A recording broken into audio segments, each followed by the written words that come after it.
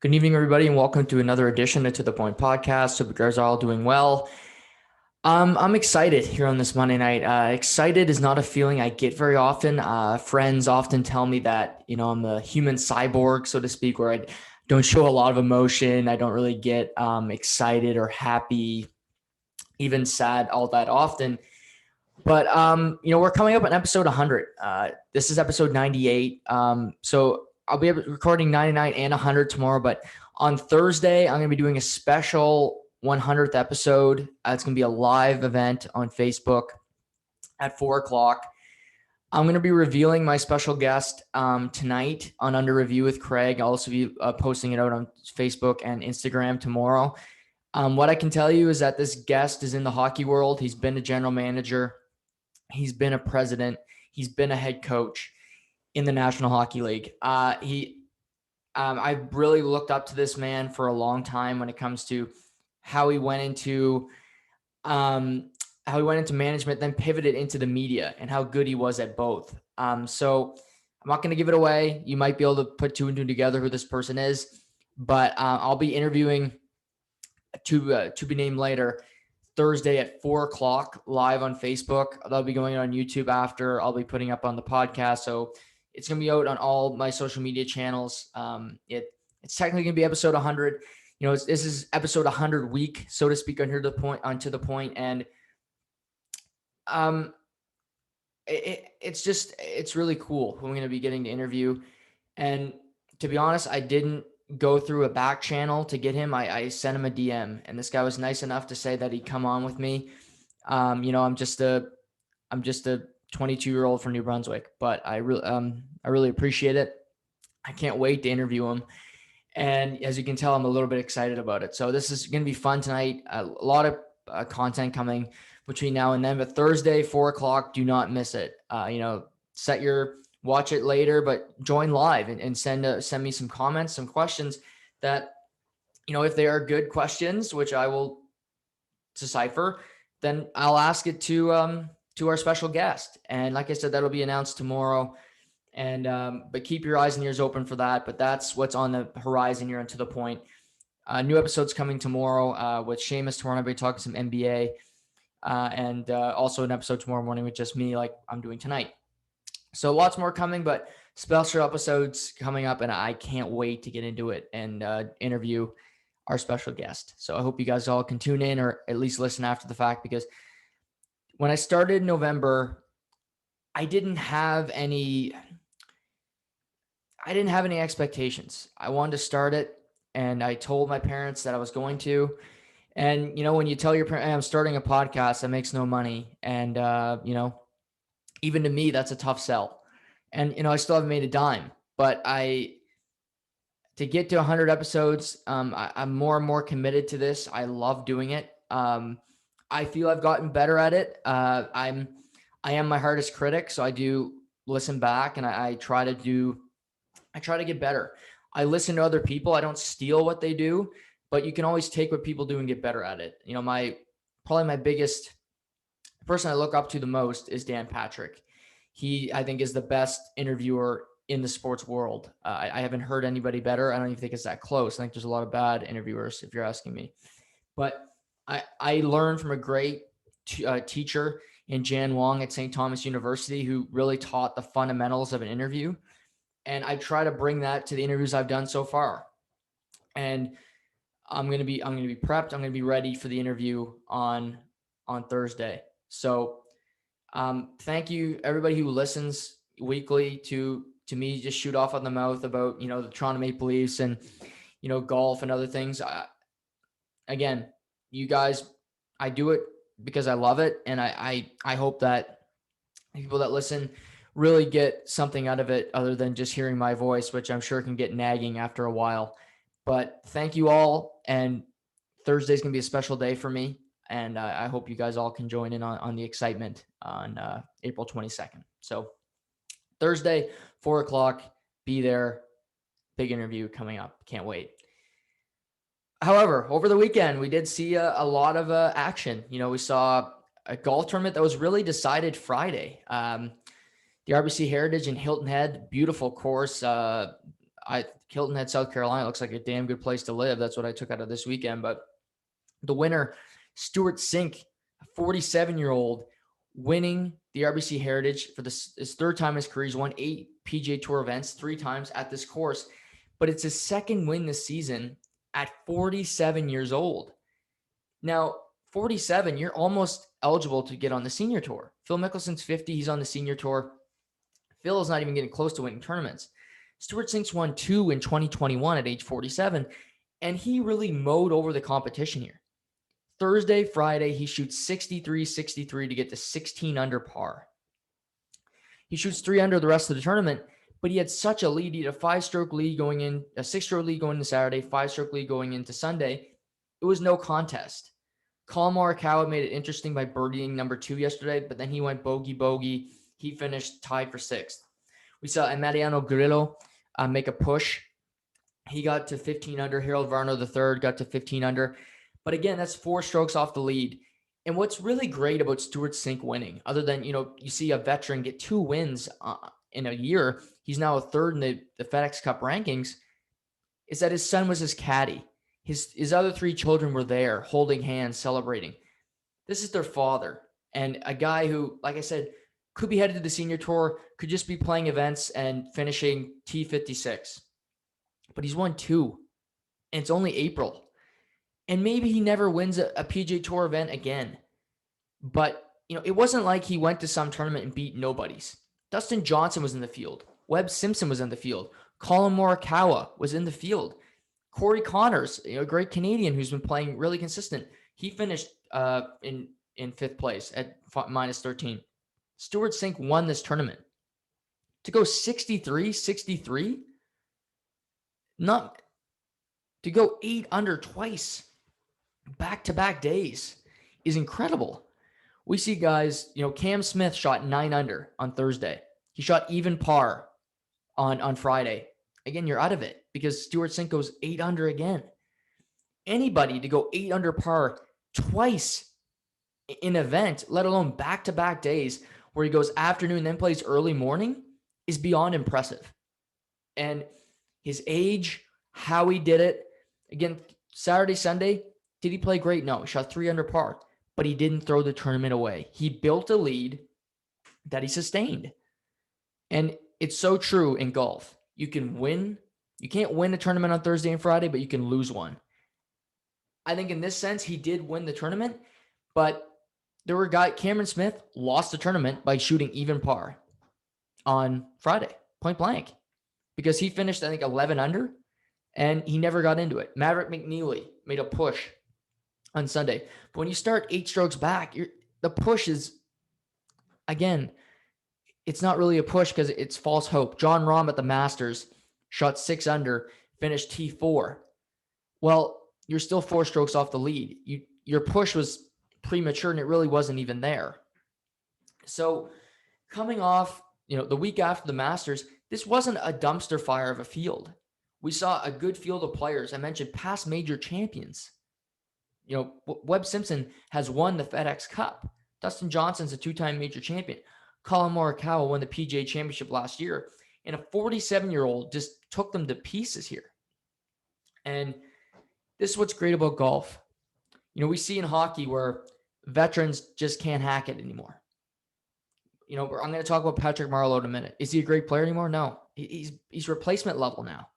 Stewart Cink at 47 can still play with the best of them. He's won more events this year than Dustin Johnson.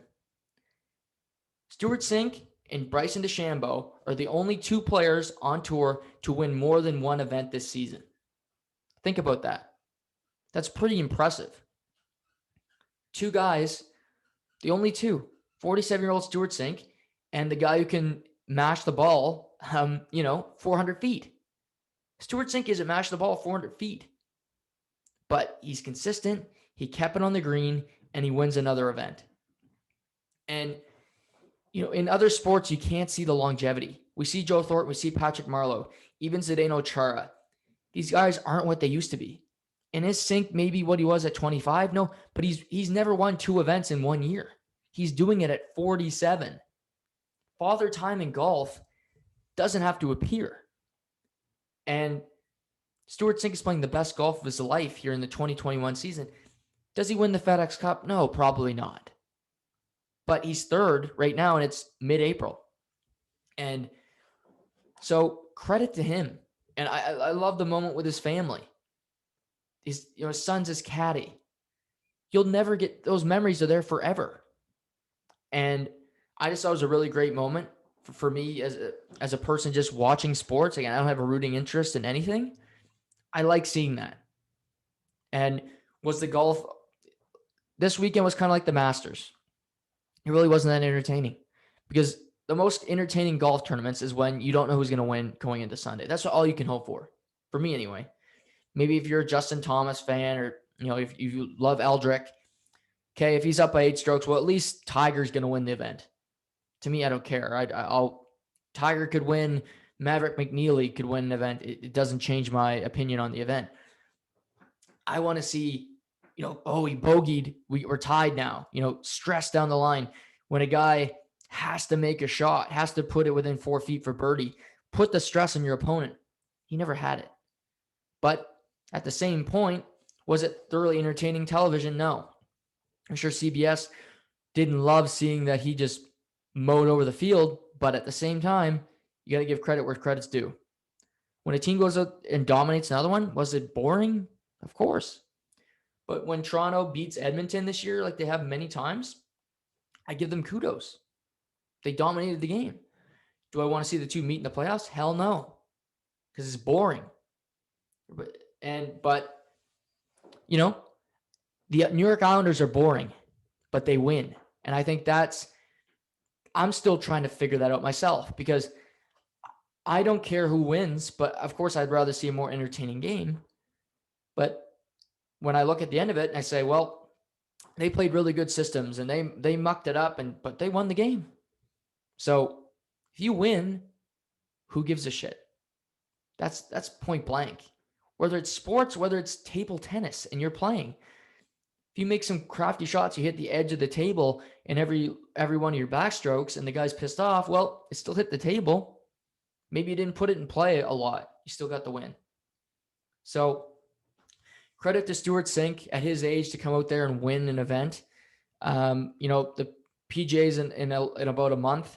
Then we'll have the US Open after, and then we're supposed to be headed to England to play in the Open Championship. So all that scheduled, even with COVID and everything, the PJ's been relatively healthy the whole time since they started up. They have had athletes test positive, Dustin Johnson included, but they battled through it. And I suspect the same thing happened. They keep playing events all over the world, and hopefully everything goes well and as planned. Because again, golf is great to have on every weekend. You have a Sunday, throw it on. You're going to see some pretty good talent week in, week out.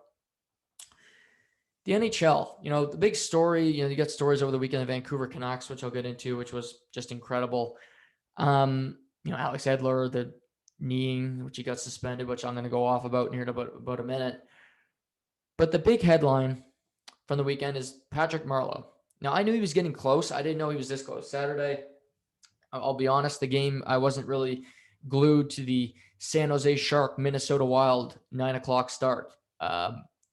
There's a great basketball game that night that I'll touch on. Even the Winnipeg Edmonton game was pretty entertaining, and Florida and Tampa were doing battle that night as well. But I think I have mixed feelings with Patrick Marleau tying Gordie Howe's record, and he's slated to break it tonight as they play the Vegas Golden Knights. Now, I didn't watch Gordie Howe, but I know he's one of the best. You look at his points, you look at what he's done over his career, he's one of the best to ever do it. Now, Patrick Marleau can't really play anymore. Let's just be honest. He's got 2 goals on the season. He's 41, 42 years old. San Jose brings him back because they know they're going to be a terrible team. And it's more of a charity thing. And maybe it's good because your fan base, you got Patrick Marleau. He'll go in the Ring of Honor. He's an Olympic player, what have you. All-time great for the San Jose Sharks. But Gordie Howe was a player that put up statistics that could play until he ended his career. maybe towards the end he wasn't what he used to be. But I don't think he was ever as bad as Patrick Marleau. If he was, let me know in the comments. I really don't think so. If you watch the San Jose Sharks this year, Patrick Marleau is an afterthought. He's not even your first, second, or third thought.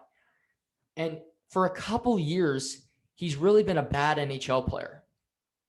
And he's been playing to beat Gordie Howe's record. And I get it. It's a longevity award. But I think playing just to break the record and you being a pylon on the ice, I don't love that. With him breaking it, I think they got 10 games left, so he'll have 10 more than Gordie. I suspect he'll retire now that he's got the record, because I think he's been full of it for a couple of years, saying that he wants to keep playing because he loves the game. I think he wants to break the record more than he loves the game. The game has left him behind. But, he's going to break it tonight. So 1,769 tonight. Kudos to him. Nobody can take that away from him. He's going to go down in the record books. But I think there's an asterisk here with Gordie Howe played still at a pretty high level. He had a love for the game. And Marleau has just been a fourth line player for a long time, playing into his 40s with the San Jose Sharks, bringing him back as charity for a couple reasons. One, they stripped him of the captaincy when Joe Thornton went there. That was tough. And they stripped him when Couture got it, and they took it away from him when Joe Pavelski, Couture, that whole period. That was tough in the organization. And they didn't love that. I can tell you that I don't think that went over well with Marleau. He's the captain, and you get stripped for Pavelski. I don't think that went over well. Two, they let him walk in free agency when they were going for a cup. He goes to Toronto. San Jose actually has more success without him, so go figure. But, they bring him back after a couple of years where he gets bought out and, after trade to Pittsburgh and all this. But to me, the all-time games played record will be Gordie Howe's. And I look at it, it just doesn't sit well with me that he's going to have it, because I think he's playing. But is he really playing? He's in the game, but he's making no impact. For the Sharks, he's on the fourth line. He doesn't bring anything to the table. And yes, on paper, he will have the most games played. And nobody can take that away from him. But to me, playing just to break the record, which I believe that he has done that for years, it's different than playing the game because you love it. Mr. Hockey, you didn't have to question if he loved the game and if he played it because he loved it or played it because he wanted to set a record. He could give a shit. Again, Mark Messier could have broken this record a long time ago, but he decided to retire. He could still play, but he retired. Patrick Marleau, since signing in Toronto, after that first season in Toronto, I think he had 20 goals that year. He had a good season. Since then, he's been a fourth-line player.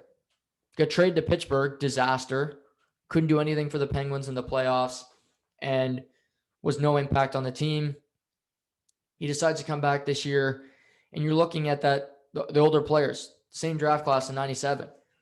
Marleau and Thornton both look their age. And to be honest, if you're on a Stanley Cup contender, both of them aren't in my lineup. Joe Thornton's on one right now. If the playoffs started today and I have the Leafs roster, he's not playing. Sorry.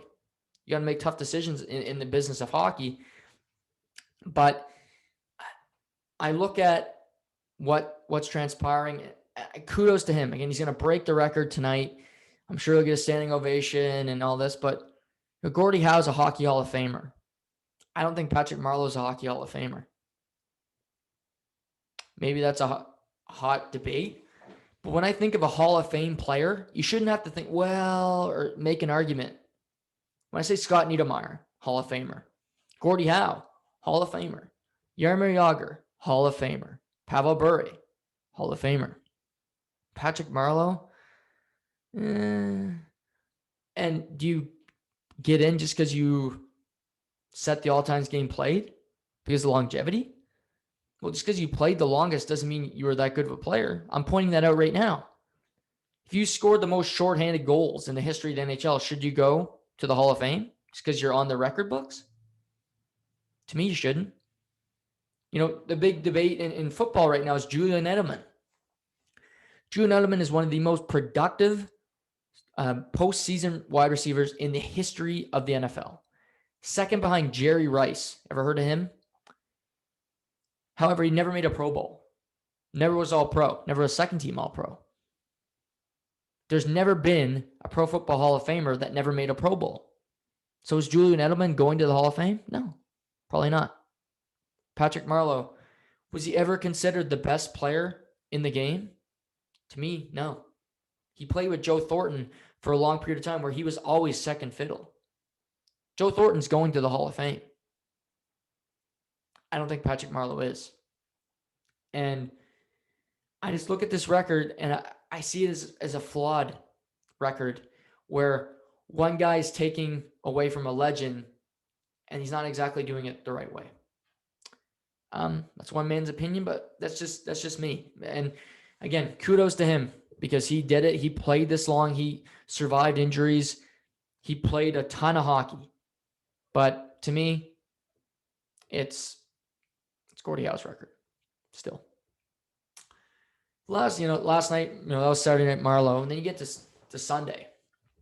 And Vancouver hasn't played in 14 days. They have 1 day of practice, a couple of days of practice, and they have half their team still out. Bo Horvat's in, but they have Jalen Chatfield in the back end.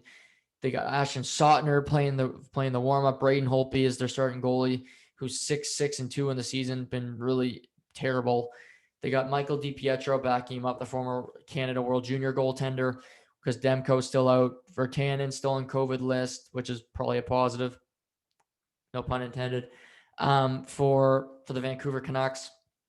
But they go into last night with a mismatch roster for sure. And you got Toronto coming into the game. They got Jack Campbell in net. Austin Matthews back off his load management. William Nylander's off the COVID list after being exposed to a friend who had COVID. He never tested positive, so he's fine. So they got their big boys back. And coming in, I was talking to my parents who are big Leafs fans, and I said, well, this should be an easy win for Toronto. If it isn't, you got a big problem. And of course, Vancouver beats them. But I see this is Toronto's fourth loss in a row. But this one had a David Ayres feel to it. And just bear with me for a second. If you remember last year, I'm sure a lot of Leafs fans don't remember, but Mrazek, Reimer both get hurt against Carolina. In comes David Ayres, the replacement level goaltender. He gets the win against the Leafs, embarrassing on home ice. It's one of the worst losses in Leafs history, if you ask me, right up there with the 2013 debacle. I mean, a guy who building his operation manager beat them. That's all you need to know. That not an NHL goaltender beat you, not an AHL goaltender. Some guy off the street beat you. But the reason I say last night at David Ayres Field, Vancouver had half an AHL roster out there. They haven't played in 2 weeks. Half of the team, if not more, had COVID. And they had the variant, which I guess is more severe. We saw Travis Hamonic played. Bo Horvat also played. But a lot of these guys had COVID, and apparently it was tough. So take them at their word for that. But again, they haven't practiced 2 weeks, haven't been on the ice in 2 weeks. You're going to be out of shape. You're going to be rusty. And they were. The first period was all Toronto.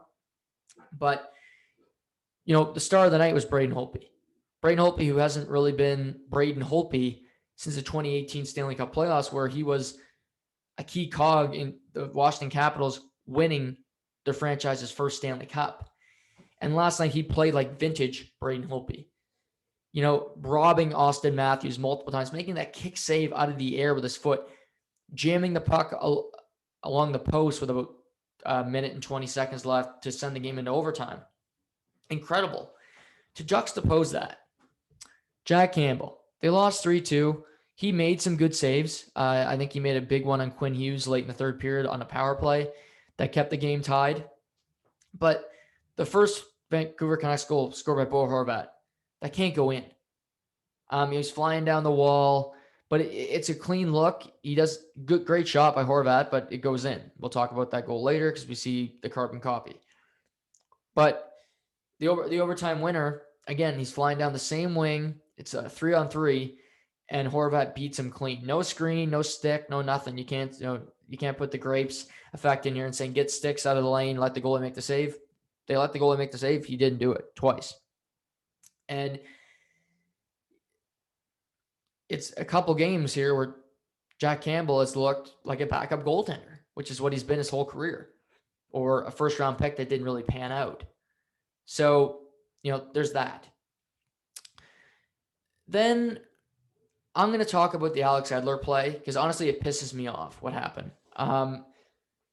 Just to start, I love Zach Hyman. I think he's the least third most important forward behind Matthews and Marner. I don't think it's close. Tavares, Daryl, Alex, Galchenyuk, Sittler, not included in that list. So Zach Hyman's so crucial to the Toronto Maple Leafs and their success. Now, to put this into context, the Canucks have just killed off a penalty. They're dead tired. Alex Edler's been on the ice for 3 minutes. Over 3 minutes. They finally get the puck to just outside the blue line, but he turns the puck over. He gets his knee, but he didn't stick his knee out. He stayed parallel with Hyman, and they lock knees together. Hyman goes down in pain, leaves the game, does not return. Obviously, he's hurt, and it was a penalty, no doubt. It was 2 minutes for tripping, in my opinion. Yet they give him a 5 in a game for tripping, which I thought was ridiculous. The officiating must know how bad the Toronto Maple Leafs power play has been lately because they just want to gift them a goal, which is what they did. They give them a 5-minute power play with 23 seconds left. Matthews scores and makes it a 2-1 hockey game. Now, I'll get into why that's important in a second, but Edler gets a 2-game suspension today. To me, yes, we want to make the game more safe. Yes, obviously there's the Karens out there who are just as soft as ever when it comes to hitting, when it comes to these plays. Yes, it was a knee. I've seen way more egregious things. And to me, it's a flat-out joke that he was suspended. I think it's a flat-out joke that he got a 5-minute major. And I look at this and say, what the hell? Yes, 2-minute tripping. No doubt about it. No doubt. But 5 minutes? You got a team that's just coming off COVID. They're dead tired. And you say, okay, well, the Toronto Maple Leafs power play has been shit in the bed for 3 weeks here. Let's give them a 5-minute to go take a tour de France around the Vancouver Canucks. And at the last possible second, Matthews scores. That's not lost on me. Conspiracy theory, whatever you want to hear. The Leafs power play has been fucking pathetic. And then you make Alex Edler look like this dirty player because Zach Hyman leads the game. This is my problem with suspensions and penalties for that matter. The suspension, the penalty, the severity should not be determined on if the player is hurt. If it's a clean hit and the player goes down, so be it. Yes, it was a trip. But yes, Zach Hyman grabs his knee, leaves the game. I feel terrible for him. I love watching him play. But that shouldn't be a 5 in a game just because he left the game. It should be 5 in a game because it's 5 in a game. It's not. That wasn't a 5-minute penalty. And, for Leafs fans, I'm sure they loved it. But you don't love Hyman going down. But that wasn't a 5-minute. That was a 2-game suspension today. Save it, NHL. And, what's so poetic justice about this is, Nils Highlander scores with about 7 minutes, 50 seconds left. Holtby makes that incredible save to keep the game tied. Vancouver wins the game in overtime. Toronto's lucky that they got a point in this game. Yes, they should have won the game because Holtby was unbelievable. Toronto was outclassed Vancouver like they should. Vancouver hasn't played in 2 weeks. But the only reason that you get a point is because you get a 5-minute major. If that's a 2-minute, you kill it off. Guess who scores the game winner? Nils Highlander at 7:50. Toronto doesn't score. They miss out on a point against a team that hasn't played in 2 weeks. And if you're a Leaf fan, you shouldn't panic. I'm pissed about this stupid suspension, that penalty, because it shouldn't have happened. But for Leafs fans, pull an Aaron Rodgers and just relax for a couple reasons. You're still first place. You're 4 points up on the Winnipeg Jets. And you got some games down the stretch. You play Winnipeg 3 more times, play them twice this week. You still have Nick Foligno coming in your lineup. Freddie Anderson's practicing. And you still got Austin Matthews, who's going to be competing for a Hart Trophy, likely win the Rocket Richard. You have Mitch Marner, who's playing great. You have Tavares, who's played better. You got, Daryl Sittler and Alex Galchenyuk. You have some good things going for you. Legitimately, I'm not joking. You got some good stuff going for your team. Now, is there problems? Of course. I think the Muzzin-Hall defensive pair has been really bad for the past couple weeks. And they get burned a lot. I think you see it. To me, they're like Weber and Sherratt right now. Weber and Sherratt play together a lot for Montreal. It doesn't work because they're both slower defensemen. Hall and Muzzin are getting caught against speedier players. Bo Horvat is faster than them. We see Mark Scheifele. Burn them, Kyle Connor burned them the other night. That's a problem. And so that defense pair is going to play big minutes. I think you need to look at potentially moving it because I think it's been exposed the past number of weeks. And I think it's a minor issue right now. It will become a bigger issue as we get close to the playoffs. It's obviously in net. Jack Campbell, he was on an incredible run. You knew he's going to come down to earth. I mean, he's never been a starting goaltender. So he's going to revert back to what he was, which is a backup where backups are inconsistent and not starter. They're not starters. And I look at, you got Freddie Anderson practicing. You got David Riddick, who's played some minutes, getting some pub. But the biggest issue is, do you really have a number one? Prior to the injury, Frederik Andersen was not playing well. I think people forget that, and they look, well, Campbell's sputtering now. Well, we got Freddie Andersen. Well, prior to him getting injured, he was not playing consistently great hockey. He was mediocre at best. And he's coming off an injury where the doctors, it sounded like Kyle Dubas said this last week, he's going to come back when he thinks he's healthy. So the doctors think, well, there's not really that much wrong with him because there's a conflict of interest, two separated opinions on what's really going on. So what's fact and fiction there? And, Riddick never been a starter, never could grab the net. Campbell couldn't either. But I think you're relying on a lot. I think you're relying on this team to be great defensively, which they're capable of. Because I don't think goaltending can be the focal point of this team if they're going to go on a deep run. Because I don't think they have the guy to do it, point blank. That doesn't mean Toronto is going to lose in the first round or they're not going to be a threat to win the Stanley Cup, because I think they will. But just looking at their team and their makeup, I think they need their defensive play, the Austin Matthews transition, how he plays the game, Marner buying in, different players buying in to be more of a focal point than their goaltending, because Campbell, again, not playoff ready. Riddick, never proven anything. Frederik Andersen, only been a punching bag in the playoffs. So committing defensively, I think, is the key to this team going on a deep run or them losing to the Winnipeg Jets in the second round of the playoffs. But they still got 10 games. They got Vancouver again tomorrow night to see if they can rebound. But the bigger story, Vancouver Canucks come back after a long break, terrible COVID, and they win. They deserve a ton of credit for that. For just coming out there, competing, Bo Horvat putting the team on his back, getting 2 goals and an assist in the game. Again, beating Jack Campbell clean twice, and just kudos to Vancouver for having the heart to come out there and to play as hard as they did, because they deserve all the credit in the world for what they accomplished. Another team that's, kind of creeping up in the standings is the Dallas Stars. They're another team that were ravaged by COVID. They had to delay their season by 2 weeks because they had a bunch of players test positive. They had a bunch of players in the COVID list. They're supposed to play. They had their season pushed back. They've had to make up games all year. Their schedule has been condensed, been really a lot of games and not many days for them, like the Vancouver Canucks here down the stretch. But You look at Dallas, they struggle out of the gate. Hudobin's been off and off the injury list. He's been inconsistent.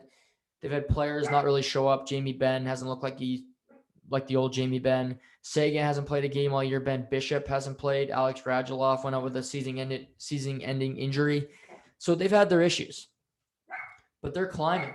The Dallas Stars are getting in a position where they may be able to contend for that final playoff spot in the Central. They're 4 points back of the Nashville Predators, and they have 3 games in hand. And like I said last week, games in hand are only valuable if you win them. But Dallas has been playing some good hockey. And you got to look at it through the lens of goaltending. They've been doing a tandem. They got Hudobin, and they have Jake Ottinger. Ottinger's a former second-round pick who they were very high on. He's played really well for them this year. He's almost stepped into their starter's role lately. But they also have youngsters producing. Jayson Robertson. He's got 32 points in 38 games. The older brother of Nick Robertson. He's stepped in, played really well for Dallas, and I think is going to be on the Rookie of the Year ballot for the Calder Trophy just because he's been better than Lafreniere. He's been better than Keandre Miller. He's been better, you could argue, than Tim Stützle. Him, Kaprizov, maybe Kakinen in Minnesota, maybe the 3 nominees because those guys have been really good all year. And I look at Dallas. You got Nashville, who are playing great. They've kind of hit the ditch here a bit. They lose a pair to Carolina last week, who are a really good team. Chicago is 2 points behind Nashville. They play tonight. That's a huge game. Dallas got to be rooting for Chicago just to keep it tied in the standings. But you got Joe Pavelski, who he's just a gamer. He's a 7th-round pick who has had a chip on his shoulder his whole career, one of the best San Jose Sharks of all time, a winner if there ever was one. He's been to 2 Stanley Cup finals, never won anything, but he has a ton of heart. And for him at age 38, he does not want to miss the playoffs at this point in his career. And he's been willing to, he's got 19 goals. Rupe Hintz is a guy that doesn't get a whole lot of notoriety league-wide, but the guy can play. He's got a bite. He's got some edge, but he's also got a ton of skill, speed. And he's a guy to watch. I think he's been an X factor. Denis Gurianov's another guy that needs to produce. With Radulov out, they need all the help they can get. Then you look at their back end. You got Esa Lindell. You got John Klingberg. You have Miro Heiskanen. You have Jamie Oleksiak, who decided to keep at the trade deadline. I look at Dallas and I think they're better than Chicago and better than Nashville. So they should, with the team that they have and the way they've been playing, they should be able to get that final playoff spot in the Central. Now, will they do that? Who knows? Who knows? But they got the games in hand. They got the best team, in my opinion. I wouldn't rule out seeing the Dallas Stars make a serious push at the Nashville Predators. They need to win their games in hand. They play Nashville down the stretch. They need to win those games in regulation. But it's going to be an interesting race because you got Chicago, Nashville, and Dallas all competing for that final playoff spot. We do see that, league wide. You got Arizona and St. Louis. Arizona gets a big win over St. Louis on Saturday after being down 2-0, come back winning the game 3-2 in regulation. San Jose still sort of hanging around there, but they dropped a few in a row after getting dominated by Minnesota over the weekend. So that's a race. Calgary is still in the fight with Montreal, but they need to win their games. They need a lot of help to get in. And then in the East, the Rangers have made it really interesting. They're 10-0-1, their last 11. They're chasing the Boston Bruins, but the Bruins have been on fire. Since acquiring Taylor Hall, they haven't lost. He scored, he's getting points. Krejci's somehow found his game after a season of misery. Brad Marchand, I think, is playing his way into the MVP discussion. The way he's played this year, Bergeron's found his game. They got Tuukka Rask back healthy. So it might be too little too late for the Rangers, or it could be Boston. If they keep playing well, maybe it's Pittsburgh that drops. They lost to the Buffalo Sabres yesterday. How does Pittsburgh react? Can the Rangers keep this going? I mean, they won 4 in a row, but all against New Jersey Devils. So that's a little bit deceiving. They do play Philly this week twice, and they dominated the Flyers this year. So it could stay interesting. Boston, you got the Rangers. So still some battles at the bottom of the divisions. We will see some battles, in the middle as well. Edmonton and Winnipeg competing for that second spot in the Canadian division. You also got Washington, the Islanders competing for first in the East. So a lot of interesting battles here down the stretch as we head towards the playoffs. Forever in Major League Baseball, before the season started, what you heard before the season even started for the first pitch, heard about the New York Yankees and the Los Angeles Dodgers. And pretty much every pundit would pick Dodgers versus Yankees in the World Series. No research, just, well, two biggest markets, that's what we want to see. So let's go Yankees, Dodgers, World Series. Sounds good. Yeah, who doesn't want to see that? And if you did that, that was, if you were a pundit and you said that early, you look really good on one side of that. You got the Los Angeles Dodgers, who are 13-3, playing fantastic. They take 2 out of 3 against the rival Padres over the weekend. They drop a game yesterday where the Padres rallied to win, getting 4 runs in the 7th inning. But great game Saturday night where Clayton Kershaw went up against Yu Darvish. And actually the winning run, it was a 2-0 win, was Clayton Kershaw walking on the bases loaded. Yu Darvish let him walk. Kershaw picks up an RBI. Fantastic game. Kershaw only went 6. The bullpen comes in, does their job. But series to watch. They play a 4-game set next weekend, which I can't wait to see. But in, down I-95 in the Bronx, the New York Yankees are 5-10 to start the season. Now, we need to pause because it's 15 games into 162. But what you can look at is at a roster and look at a pitching staff and say, this is not going to be good enough. Corey Kluber, Garrett Cole, Domingo Germán, Jameson Taillon. Other than Garrett Cole, the New York Yankees do not have a starting pitcher that I trust. Domingo Germán's a guy they hope that can produce. He's never done it at the major league level. Taillon is a guy from the Pittsburgh Pirates who they let walk. That tells you all you need to know. You got Corey Kluber who's coming off Tommy John and coming off, years where he's been injured and inconsistent in Cleveland. So he's at the back end of his career. They just had Jay Bruce retire yesterday, who they signed to play first base. He couldn't hack it anymore. He retires suddenly. And they can't hit, they can't pitch, and they get swept by the Tampa Bay Rays. And the Rays came into the series losing 3 of the 4 to the Texas Rangers. They had no confidence. And they beat up on the Yankees. The Yankees have lost series to the Rays twice and the Blue Jays twice this season already. And like I said, you got Aaron Judge, you got Giancarlo Stanton. But the guys, if they're not hitting, they go on IL a ton, you got to be concerned. The bullpen's still very strong with Chapman and Chad Green and, a multitude of others. But this team with Brett Gardner playing in left every other day, that concerns me. The guy is not great defensively, and he's not a great hitter. Gio Urshela has been a great start to the season, but they're without Luke Voit. That's a big loss at first base. He's a power bat who is versatile for them because he can play first base at a pretty high level. So kudos to him. And they're definitely missing him. But there are reasons to be a little concerned if you're a Yankees fan, because the roster's the roster. And the best thing the most happy they can be is they look at their division. The Toronto Blue Jays. They dropped 3 out of 4 of the week on the weekend to the Kansas City Royals. Kansas City Royals are not a good baseball team. The Blue Jays bats simply went cold. One game they found some fire. Lourdes Gurriel Jr. hits a double into left. They get 3 in an inning. They hold on to win that game. Strong pitching performances. And really, pitching hasn't been bad. Robbie Ray yesterday got into a couple snags where he had bases loaded twice. Gets out of it twice. But they don't score any runs. They get to the 7th inning. Salvador Perez hits a 2-run homer. Saturday night in the second of the doubleheader, they get 2 extras. Salvador Perez, walk-off home run. They can't score any runs. Guerrero Jr. has been great getting on base, but they need other guys to step up. Alejandro Kirk, Danny Jansen, their catching position has given them nothing so far this year. Rowdy Tellez has been a non-factor. Gurriel Jr., I said, he's struggled. He finally gets a hit, drives in a pair. Other than that, quiet. They're playing a lot. They have a lot of injuries. Teoscar Hernandez is out. George Springer still has not played a game as a Blue Jay. And I think, Jays, you're worried, but you're not as worried as you are at the Yankees, in my opinion, because the Blue Jays are without a lot of regular bodies. And George Springer, Teoscar Hernandez, these are going to play.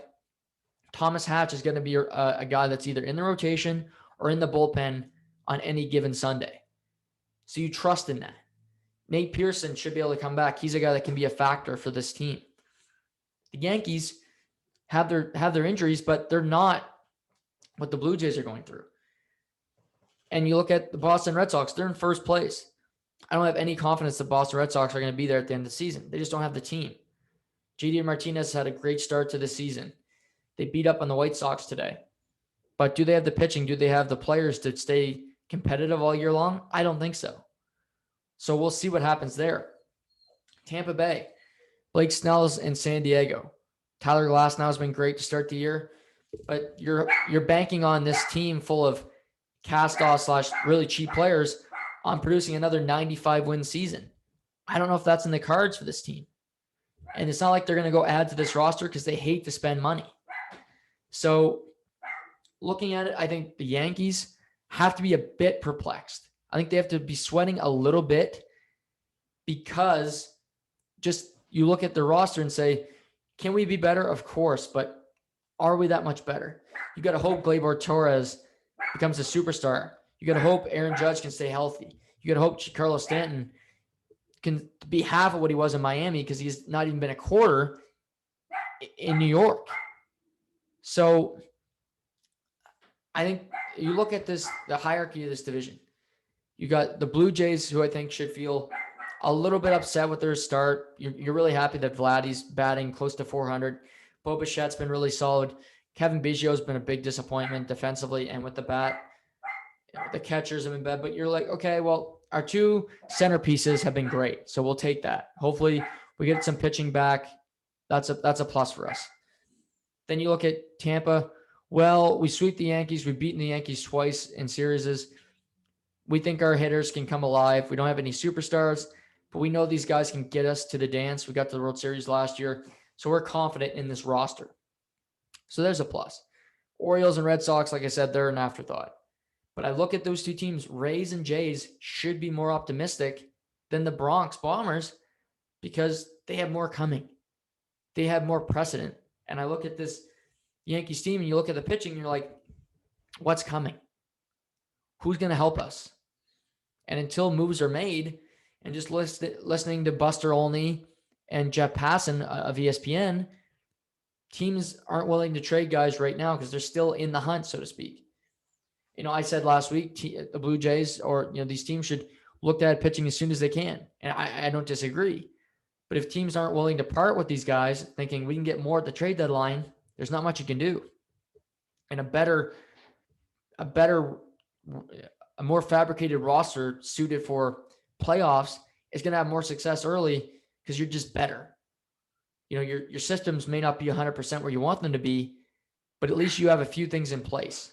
And I think the Blue Jays, Rays have more things in place than the New York Yankees do right now, point blank. Looking at the Dodgers-Padres series, really interesting. We know this is a rivalry. They hate each other. Manny Machado, who plays third base for the Padres, was in LA a few years ago, got traded there at the deadline. They got to the World Series. They didn't win it. Dodgers obviously coming off the World Series where they beat the Padres to get there. Fernando Tatis Jr. returned in this series.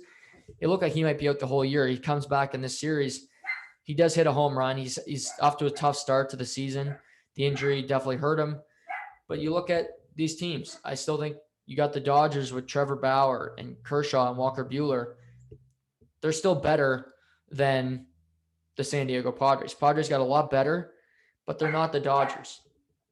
The Atlanta Braves have had their struggles. They had a big win last night, winning 14-4 over the Cubs.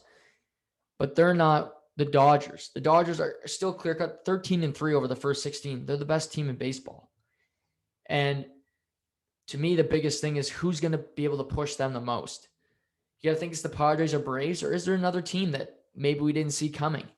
And I'm still waiting for that team to come. We see a lot of teams just kind of be 500 right now. Just game in, game out, you're not seeing a consistent level from these teams. The only really consistent team so far this year has been the Los Angeles Dodgers, and that's been with dominance. So like I said, they play each other Thursday to Sunday next week, including Sunday night. That'll be on Sunday Night Baseball.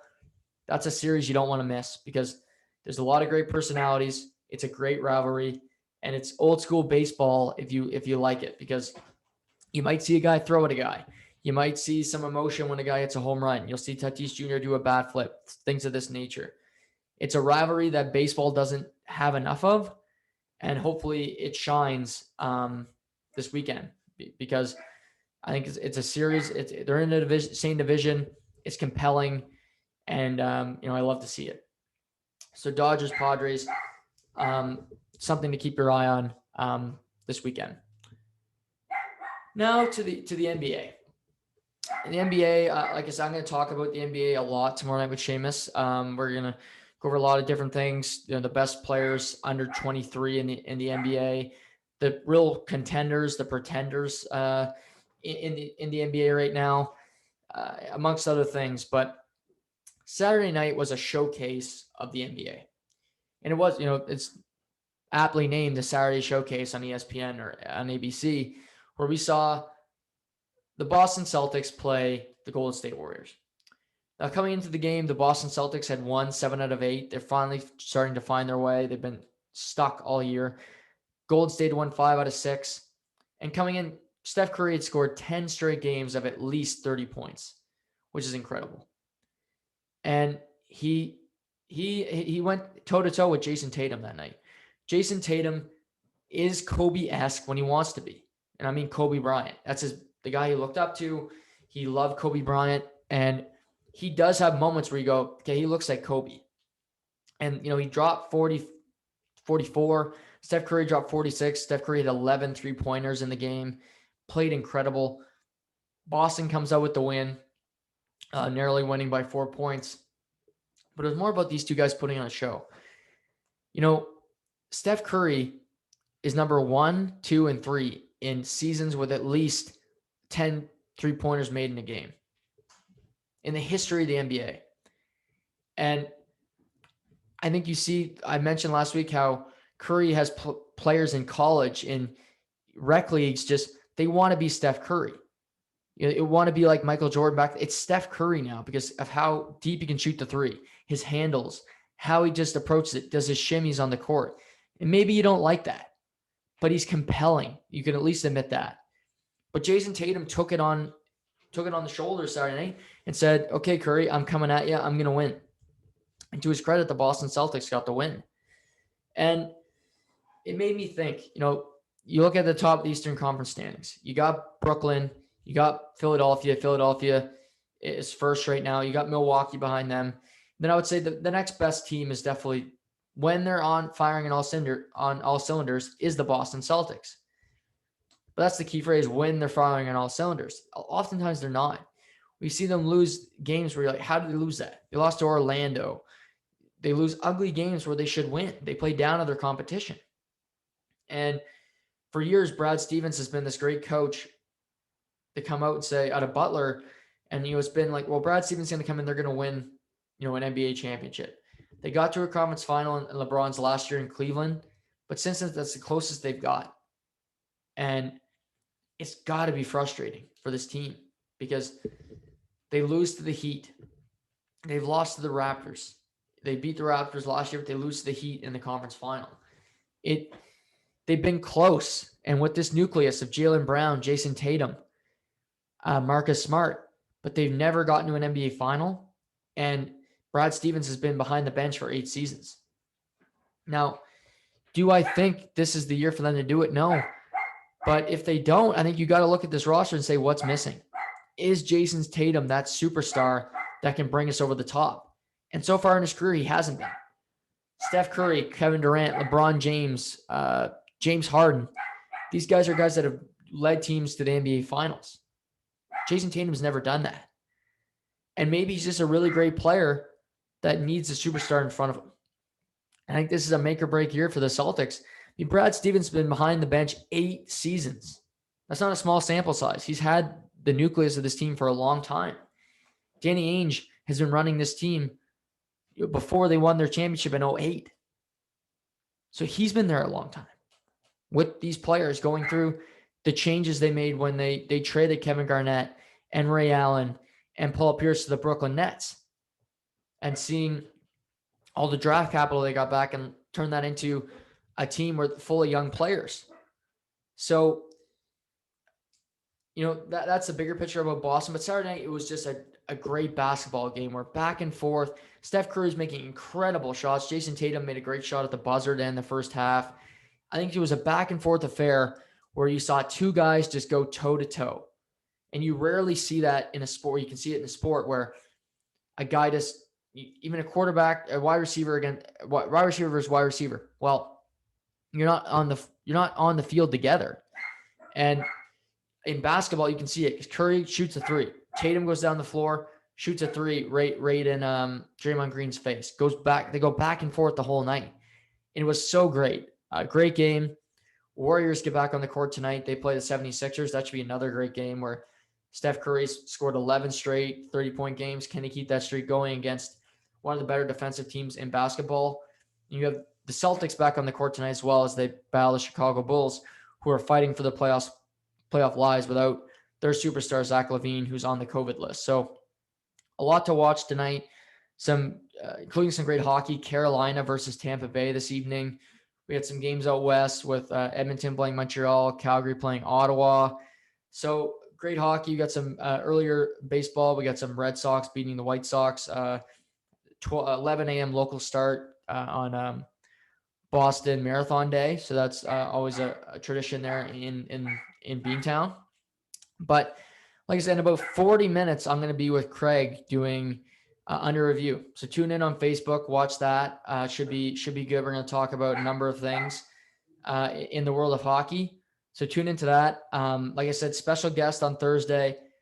I feel like tonight's show went great because I've just been, great attitude and everything. So I hope you guys enjoyed it, but love doing it. Great. More content coming. If you have any ideas, any guests that you want to hear that I can try to go on, or if you want to be a part of the show, I'm always open to hearing what your ideas and how you think I can improve the channel. So everybody, thanks for listening. I really appreciate it. Stay safe. Take care.